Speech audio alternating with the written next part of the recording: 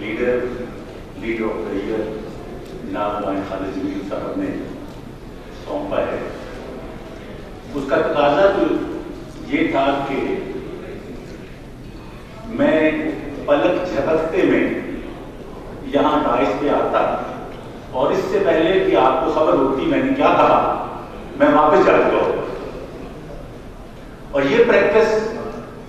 پچھلے 32 برس سے میں دیکھ رہا ہوں اور لائنزم پاکستان میں پچھلے 56 برس سے دیکھ رہی کہ ایک صاحب کو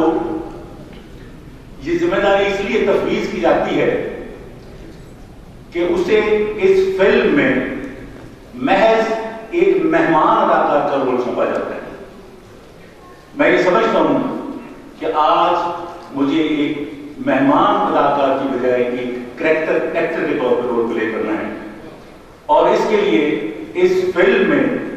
آغاز سے انجام تک مجھے آپ کے ساتھ رہنا ہے. اس میں تھوڑا وقت تو میں ضرور لوں گا اور ہو سکتا ہے کہ اس دوران ایک پرچی مجھے بھی تھما دی جائے کہ صاحب ٹائم بہت ہو گیا اب آپ جائیے، لیکن میرا خیال یہ ہے کہ مجھے وہ فریضہ ضرور سر انجام دینا چاہیے جس کی بجا ہونے کے لیے میں اپنے آپ کو یہاں موجود ہونا ضروری سمجھتا ہوں. معزز خواتین و حضرات، ایک بہت ہی عام سی بات آپ میں سے بہت سارے دوستوں نے سن رکھی ہوگی کہ دو اشخاص آپس میں ملتے ہیں، ایک صاحب دوسرے سے پوچھتے ہیں کہ آپ کا نام کیا ہے، وہ نام بتا دیتے ہیں، پھر وہ پوچھتے ہیں آپ رہتے کہاں ہیں، انہوں نے پھر بتا دیا کہاں رہتے ہیں، پھر تیسرا سوال تھا کہ آپ کرتے کیا ہیں، تو انہوں نے بتایا کہ میں ایک فلم آرٹسٹ ہوں، فلم اداکار ہوں. پوچھنے والے نے کہا کہ فلمیں تو میں بہت دیکھتا ہوں اور میں نے کبھی آپ کو دیکھا نہیں، آپ نے کون سی فلم میں کام کیا ہے؟ تو انہوں نے کہا کہ ایک فلم تھی، میں آپ کو بتا دیتا ہوں، ویسے تو بہت ساری ایسی ہیں لیکن ایک فلم تھی جس میں ایک چوپال ہوتی ہے اور اس میں سلطان راہی ایک چارپائی پہ لیٹے ہوتے ہیں اور ایک شخص باہر سے اندر داخل ہوتا ہے اور یہ کہتا ہے چودھری جی تانوں بار کوئی ملن آئے. کیا ہاں مجھے یاد آ گیا فلم میں دیکھی اور باقی ایک صاحب آئے تھے اور انہوں نے کہا تھا، لیکن پھر کہنے لگے وہ جو باہر ملنے کے لیے آیا تھا وہ میں ہی تو تھا. تو میں یہ سمجھتا ہوں کہ پچھلے 56 برس میں اور خاص طور پر جب سے میں لائنزم میں ہوں پچھلے 32 برس میں نے یہ سمجھا کہ رولز اینڈ پروسیجر کمیٹی کی ذمہ داری ادا کرنے والا شخص اس سے بڑھ کر نہیں جیسا کہ وہ چودھری صاحب کو ملنے والا باہر آدمی ہے. معزز خواتین و حضرات، یہ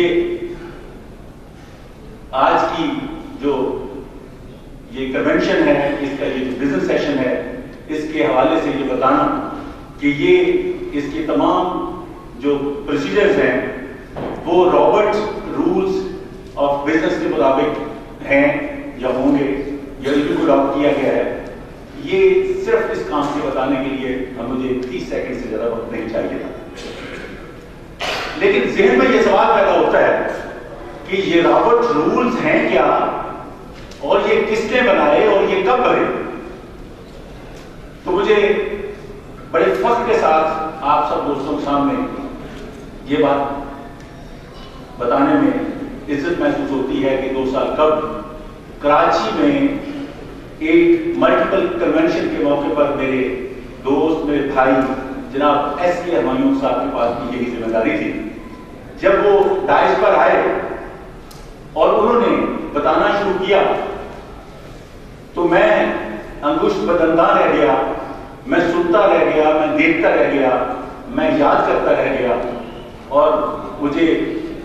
سمجھ میں آئی کہ یہ صاحب ہیں جنہوں نے اس ذمہ داری کو بدل کے احسن ادا کیا.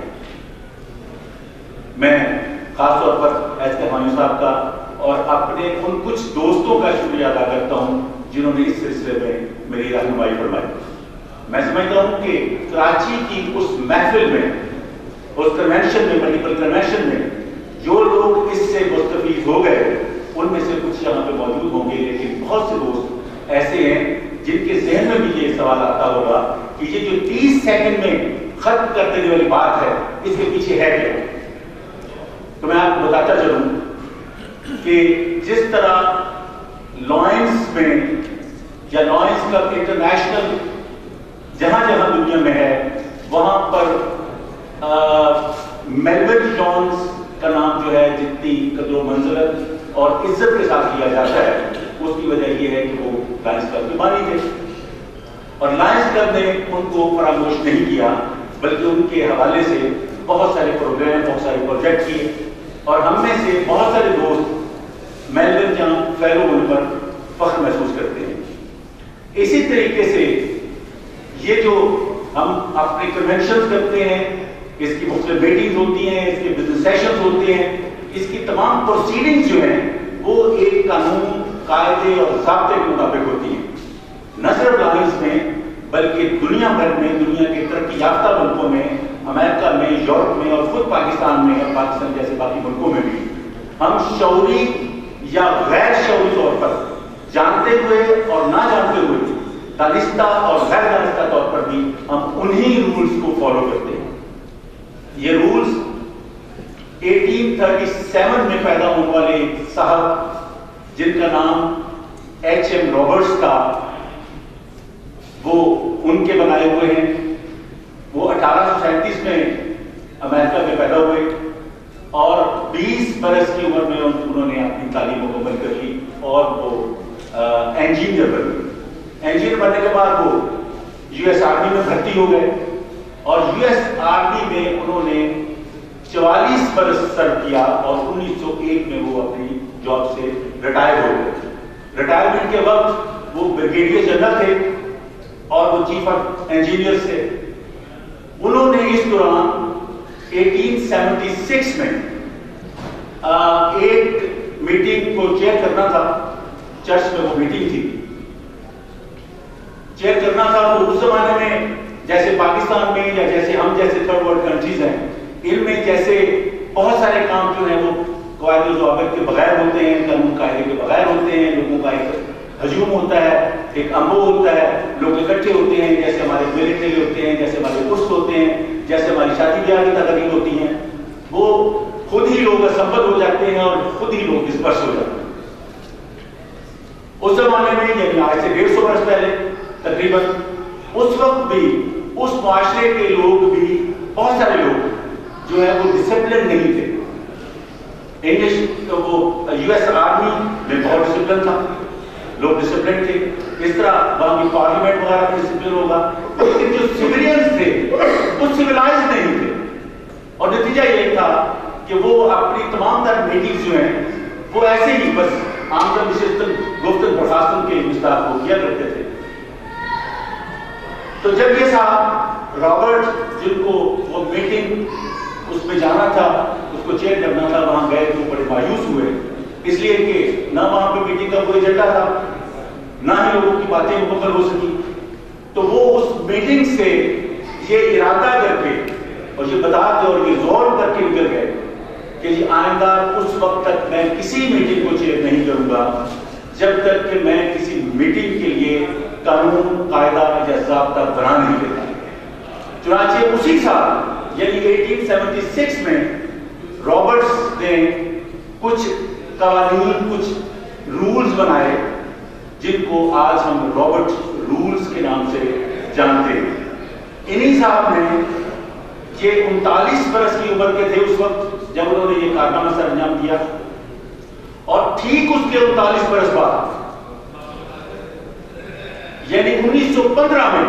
انہوں نے انہی رولز میں پھر امینڈمنٹس کی۔ اس کے مطابق فار شور انہوں نے یہ طریقہ وضع کیا ہوگا کہ میٹنگز کیسے ہوں، لوگ کیسے اسمبل ہوں، میٹنگ کال ٹو آرڈر ہو، پھر اس کے بعد لوگ باری باری اپنی بات کریں، لوگ آگے تقاریر کریں، اور ایک ہی موضوع پر بار بار لوگ بات نہ کریں تاکہ وقت بھی بچ سکے اور لوگ اس میں مستفید بھی ہو سکے، اور اس طرح سے میٹنگ کے ختم کرنے کا ایک وقت بھی ہوگا۔ یہ سلسلہ 39 برس تک جاری رہا، اور یو ایس میں مختلف ڈپارٹمنٹس نے، مختلف اداروں نے ان قوانین کو اپنا لیا۔